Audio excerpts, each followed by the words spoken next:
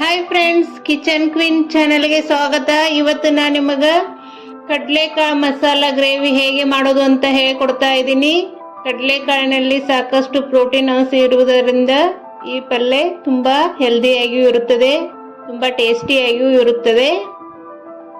ಇದನ್ನು ಹೇಗೆ ಮಾಡೋದು ಅಂತ ಹೇಳಿಕೊಡ್ತಾ ಇದ್ದೀನಿ.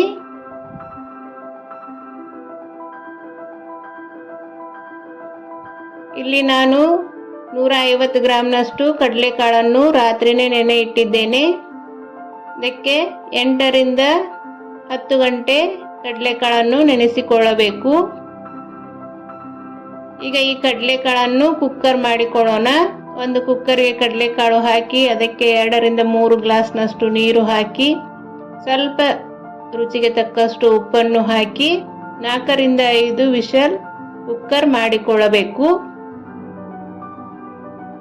ಯಾರಾದರೂ ಮೊದಲನೇ ಸಲ ನನ್ನ ಚಾನೆಲ್ ಅನ್ನು ನೋಡ್ತಾ ಇದ್ದರೆ ಸಬ್ಸ್ಕ್ರೈಬ್ ಮಾಡಿಕೊಂಡು ನೋಡಿರಿ ಮತ್ತು ಪಕ್ಕದಲ್ಲೇ ಇರುವ ಬೆಲ್ ಐಕಾನ್ ಅನ್ನು ಕ್ಲಿಕ್ ಮಾಡಿರಿ.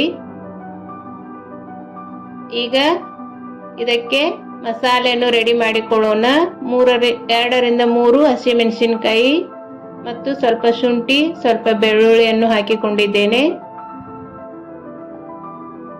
ಈಗ ಇದಕ್ಕೆ ಸ್ವಲ್ಪ ಕೊತ್ತಂಬರಿ ಮತ್ತು ಕರಿಬೇವು ಸೊಪ್ಪನ್ನು ಹಾಕಿಕೊಳ್ಳೋಣ. 1 ಸ್ಪೂನ್ನಷ್ಟು ಗರಂ ಮಸಾಲ ಹಾಕಿದ್ದೇನೆ. ಇದಕ್ಕೆ 1 ಸ್ಪೂನ್ ಧನಿಯಾ ಪೌಡರ್ ಅನ್ನು ಹಾಕಿಕೊಳ್ಳೋಣ. ಈಗ ಇದಕ್ಕೆ ನಮಗೆ ಖಾರ ಎಷ್ಟು ಬೇಕೋ ಅಷ್ಟು ಚಿಲ್ಲಿ ಪೌಡರ್ ಅನ್ನು ಹಾಕಿಕೊಳ್ಳೋಣ. ಈಗ ಬಾಯ್ಲ್ ಮಾಡಿಟ್ಟುಕೊಂಡಿರುವ ಕಡಲೆಕಾಳನ್ನು ಸ್ವಲ್ಪ ಹಾಕಿಕೊಳ್ಳೋಣ. ಕಡಲೆಕಾಳು ಹಾಕುವುದರಿಂದ ಗ್ರೇವಿ ತಿಕ್ಕಾಗಿ ತುಂಬಾ ಚೆನ್ನಾಗಿ ಬರುತ್ತದೆ. 1 ಚಿಟಿಕೆ ಅರಿಶಿನ ಮತ್ತು ರುಚಿಗೆ ತಕ್ಕಷ್ಟು ಉಪ್ಪನ್ನು ಹಾಕಿಕೊಂಡು ಮಿಕ್ಸಿ ಮಾಡಿಕೊಳ್ಳಬೇಕು.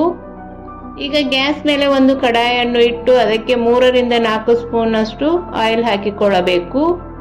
ತುಪ್ಪ ಹಾಕಿದರೂ ನಡೀತದೆ, ಆಯಿಲ್ ಹಾಕಿದರೂ ನಡೆಯುತ್ತದೆ. ಈಗ ಇದಕ್ಕೆ 1 ಸ್ಪೂನ್ ಜೀರಿಗೆಯನ್ನು ಹಾಕಿಕೊಳ್ಳೋಣ.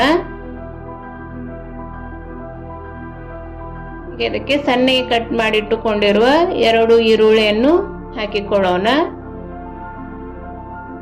ಈರುಳ್ಳಿಯನ್ನು ಚೆನ್ನಾಗಿ ಬಾಡಿಸಿಕೊಳ್ಳಬೇಕು.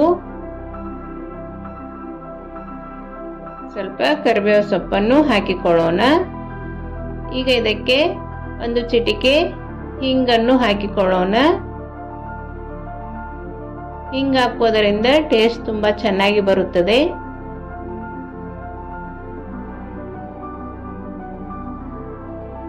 ಇದಕ್ಕೆ 2 ಟೊಮೆಟೊ ಪ್ಯೂರಿಯನ್ನು ಹಾಕಿಕೊಂಡಿದ್ದೇನೆ.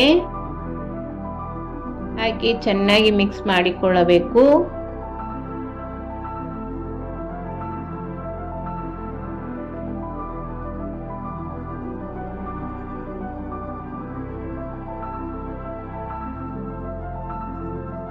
ಈ ರೀತಿ ಟೊಮೆಟೊ ಎಲ್ಲ ಚೆನ್ನಾಗಿ ಸಾಫ್ಟ್ ಆಗಬೇಕು.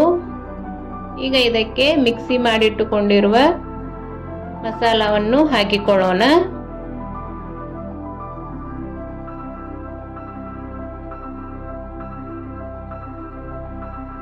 ಈ ಕಡಲೆಕಾಳಿನ ಮಸಾಲ ಗ್ರೇವಿ ಒಂದು ಸಲ ಮಾಡಿ ನೋಡಿ, ತುಂಬಾ ಚೆನ್ನಾಗಿ ಇರುತ್ತದೆ ಮತ್ತು ಬಹಳಷ್ಟು ಪ್ರೋಟೀನ್ ಇರುವುದರಿಂದ ಹೆಲ್ತಿಗೂ ತುಂಬಾ ಚೆನ್ನಾಗಿರುತ್ತದೆ.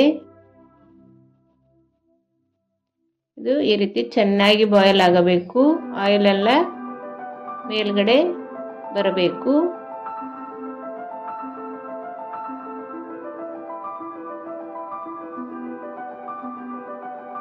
ಈ ರೀತಿ ಚೆನ್ನಾಗಿ ಬಾಯ್ಲ್ ಆದ ತಕ್ಷಣ ಬಾಯ್ಲ್ ಮಾಡಿಟ್ಟುಕೊಂಡಿರುವ ಕಡಲೆಕಾಳನ್ನು ಇದಕ್ಕೆ ಹಾಕಿಕೊಳ್ಳಬೇಕು.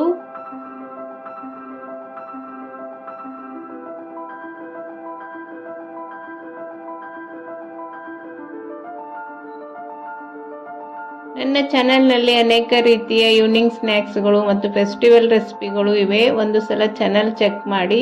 ನಿಮಗೆ ಇಷ್ಟವಾದರೆ ಸಬ್ಸ್ಕ್ರೈಬ್ ಮಾಡಿ ಮತ್ತು ನಿಮ್ಮ ಫ್ರೆಂಡ್ಸ್ ಆ್ಯಂಡ್ ಫ್ಯಾಮಿಲಿಗೆ ಶೇರ್ ಮಾಡಿರಿ. ಈ ರೀತಿ ಆಯಿಲ್ ಬಿಟ್ಟುಕೊಂಡರೆ ಸಾಕು ಮತ್ತು ಪಕ್ಕದಲ್ಲೇ ಇರುವ ಬೆಲ್ ಐಕಾನ್ ಅನ್ನು ಕ್ಲಿಕ್ ಮಾಡಿ ಆಲ್ ಅಂತ ಸೆಲೆಕ್ಟ್ ಮಾಡಿರಿ.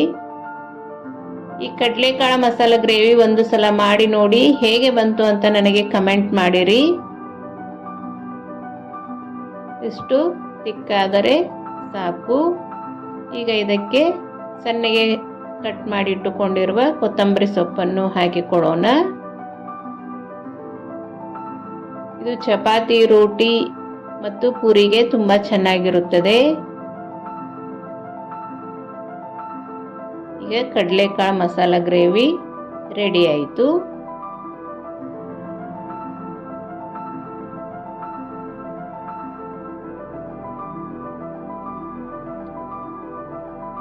ಒಂದು ಸಲ ನೀವು ಟ್ರೈ ಮಾಡಿ ಹೇಗೆ ಬಂತು ಅಂತ ಕಮೆಂಟ್ ಮಾಡಿರಿ.